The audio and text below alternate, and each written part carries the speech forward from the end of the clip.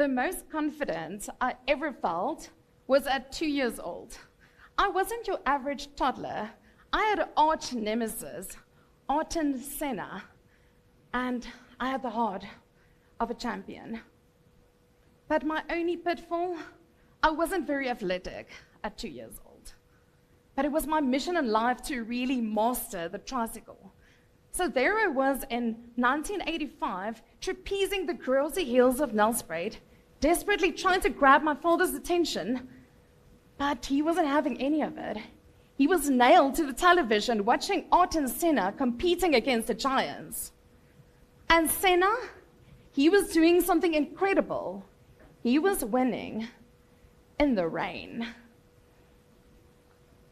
And that lesson really stuck with me for many years, that rain is the ultimate equalizer for cars, but not for drivers.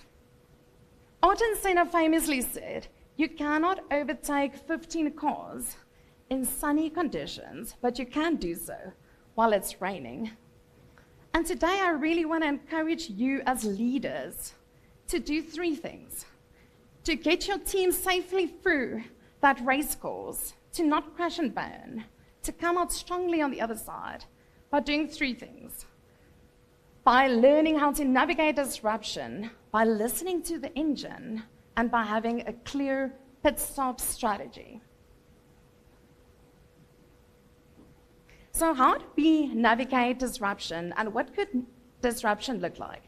Imagine for a moment you're flying back from Dubai, like Lundy and Mike was doing, and as you're stretching your legs on the way, the captain announces, "Ladies and gentlemen, please return to your seats. We're expecting turbulence." A great leader can anticipate disruption and help their teams through it in a calm way. What could disruption look like for you in your business? Do you take disruption and turn it into an opportunity or a tragedy? The question is not whether the rain is coming, it's how you're going to handle it when it does.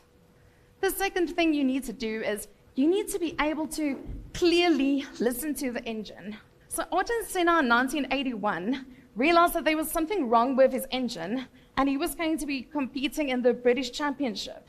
So he drove through overnight between England and Italy, went to the manufacturer, got his entire engine redone, and drove back through the evening. Leaders, do you truly listen to the engine of your team? Do you pick up when there are performance issues? Is it simply a minor hiccup, or is it a really big mechanical failure that you need to overhaul that entire engine? Do you try to fix it all yourself, or do you know when to actually bring experts in to help you to make the changes in your organization? So great Formula One drivers know that they need to monitor their fuel levels, their tire pressure throughout the race to ensure that they don't run out of steam. In the same way, leaders also need to know this. Do you simply press on where your team can have burnout? When your teams face challenges, do they have a support team that can actually help them and support them? And ultimately, when things go wrong, can you apply duct tape? Senna famously once had to put duct tape over the radiator of his car to warm it up within a few seconds.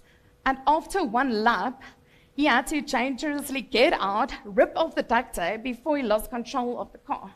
Sometimes we need quick fixes in business, and we need to know when we need to pull off that Band-Aid. Ultimately, you cannot choose your circumstances. You might not be given the biggest budgets, the best resources, but we can choose how we drive. If you can tap into listening to the engine, having a clear pit stop strategy, and navigating disruption, when the rain comes, I can assure you, you will be able to drive through it.